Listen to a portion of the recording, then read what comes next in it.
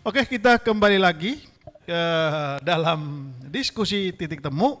Nah, kalau kita ngomong soal korupsi, ada SD, bahkan ada PAUD, ada SD, ada SMP, ada SMA, ada perguruan tinggi. Kalau dari 5 level pendidikan ini, yang tingkat korupsinya yang paling tinggi itu yang mana? Yang paling bobrok pendidikannya di level yang mana? Dari sisi kualitas. Kalau dari sisi jumlah, anggaran kita terbesar itu di perguruan tinggi. Jadi otomatis penyelewengan anggaran itu logikanya akan terbesar terjadi di yang anggarannya besar. Oh, oke. Maksudnya alokasi anggaran pendidikan ke perguruan tinggi itu lebih besar daripada SMA, SMP, dan SD. Jadi kita terbalik, Pak. Oke. Di negara kita itu SD itu paling rendah, kemudian SMP, baru SMA, SMK, baru perguruan tinggi.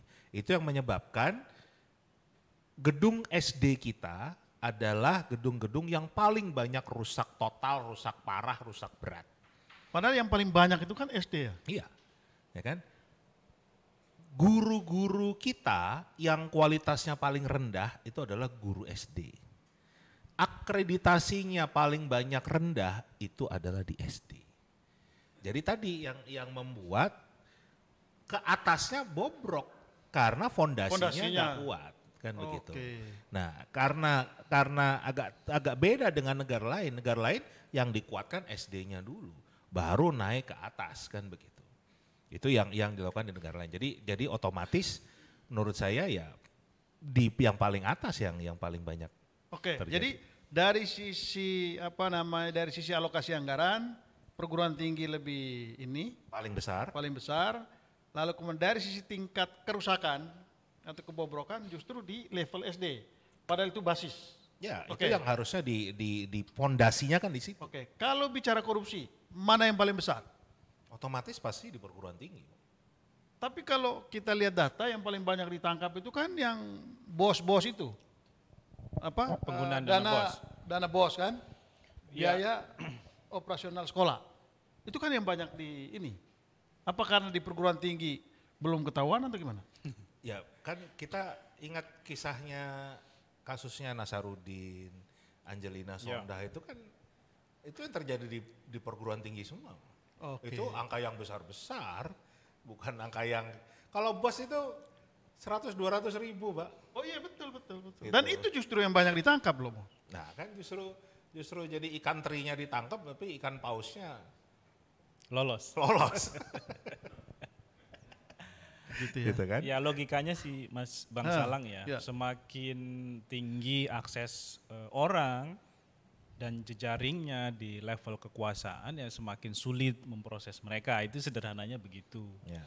Jadi dan makin canggih mereka. Makin canggih mereka melakukan praktek korupsi. Nah, oleh karena itu susah juga untuk memproses misalnya pejabat-pejabat di kampus daripada pejabat-pejabat di level SD level gitu ya. SD gitu nggak punya backing nggak gitu punya ya. backing, powerless gitu ya.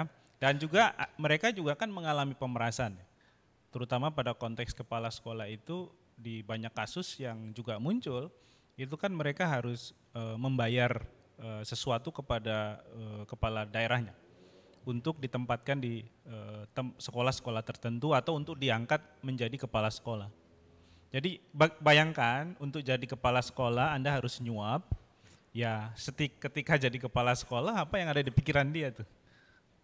Harus balik. Harus balik kan, paling tidak 400 juta, 300 juta itu keluar ya sebagai biaya. Nah itu kan bukan uang yang sedikit bagi pengajar gitu ya, terutama di tingkat SD bahkan gitu. Karena di beberapa kasus itu juga kepala sekolah SD juga menjadi ajang untuk pemerasan kepala daerahnya begitu. Jadi ya desentralisasi membawa implikasi yang positif, tapi juga ada ekses-ekses yang akhirnya lahir ya karena ada politisasi, juga ada pada saat yang sama birokratisasi di sektor pendidikan kita. Nah inilah yang kemudian melahirkan banyak persoalan yang sekarang kita lihat mulai dari soal kualitas, layanan, kemudian juga keluaran ya dari sisi Kalau kita ngomong soal pemberantasan korupsi ya, Bang Salang, Mas Indra, pendidikan itu sebenarnya salah satu kuncinya. Ya, harusnya di situ. Itu kenapa banyak negara yang punya hubungan positif antara pendidikan yang baik dengan tata kelola pemerintahannya. Nah kalau kita ini justru menjadi sesuatu yang inkonklusif gitu ya. Alokasi anggarannya paling besar, kemudian struktur birokrasinya juga yang paling besar. Akan tetapi kok ini tidak menyumbang secara langsung ke penguatan tata kelola pemerintahannya. Justru sebaliknya ikut membangun nilai-nilai koruptif gitu. Misalnya dulu ketika ada ujian nasional, kita kan sering lihat tuh di banyak kasus testimoni kepala sekolah, kepala dinas dipanggil langsung oleh kepala daerahnya. Kepala daerahnya menuntut supaya hasil UAN di daerah dia itu minimal 98% lolos. Lulus semua. Lulus semua. Akhirnya apa yang terjadi? Ya kunci jawabannya disebarluaskan. Nggak cuma itu Pak, banyak guru yang mengerjakan ujian nasional. Nah, itu terjadi. Kalau ini jadi ini No, ini bobroknya dunia pendidikan kita, memang harus dikonstruksi Pak. Ya, Bung Indra, ini serba salah ya. Kalau kan pemerintah berusaha untuk memperbaiki pendidikan kita. Salah satunya itu adalah mengalokasikan anggaran yang besar. Ya. Setuju dong? Itu setuju. Ya kan? Ya. Artinya keberpihakan pemerintah untuk meningkatkan pendidikan melalui keberpihakan anggaran. Ya. Lalu apa yang salah dengan itu semua sehingga sampai sebegini bobroknya? Karena nggak pernah punya perencanaan. Masa sih negara sebesar ini nggak punya perencanaan? Nggak punya. Kita itu nggak pernah punya blueprint. Jadi bagaimana membangun. Kita pernah punya menteri yang cerdas sekali. Yang punya kemampuan menata kata luar biasa. Itu masa nggak punya? Blueprintnya nggak pernah muncul. Nggak pernah punya. Jadi tahun 2018 ada sebuah lembaga kajian di Inggris namanya Center for Education Economics itu menjabarkan kenapa puluhan tahun kualitas pendidikan Indonesia itu nggak berkunjung baik padahal anggarannya tinggi. Mereka kata ada dua problem. Satu, masyarakat. Masyarakat kita cenderung komplasen. Jadi nganggap semuanya baik-baik aja, emang harus begitu. Jadi bahkan ini suatu hal yang jarang sekali ada diskusi tentang pendidikan. Orang tuh gak suka dengerin. Orang-orang media itu gak pernah mau ngomongin pendidikan karena pendidikan itu bukan topik yang menarik kan gitu. Jadi masyarakatnya komplasen. Itu problem yang pertama. Problem yang kedua, pemerintah. Mereka mengatakan pemerintah Indonesia program pendidikannya itu disebutnya BAU-WMM. Apa itu? Business as usual with more money. Oh. Jadi sebetulnya itu aja, namanya digonta-ganti, duitnya ditambahin terus. Tadi saya katakan ujian nasional dulu 200 miliar. Sekarang jadi asesmen nasional tiba-tiba naik jadi 500 miliar. Ya kan? Perubahannya nggak ada. Anggarannya naik terus kan begitu.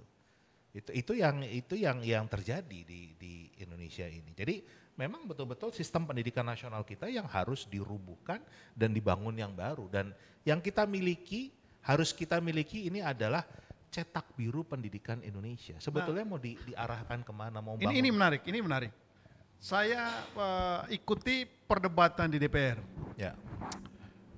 Banyak anggota DPR yang minta supaya kembali lagi ke sistem yang lama karena Menteri Nadiem ini melakukan yang menurut mereka ya itu lompatan yang terlalu jauh gitu, nggak menyentuh konteks Indonesia kita saat ini.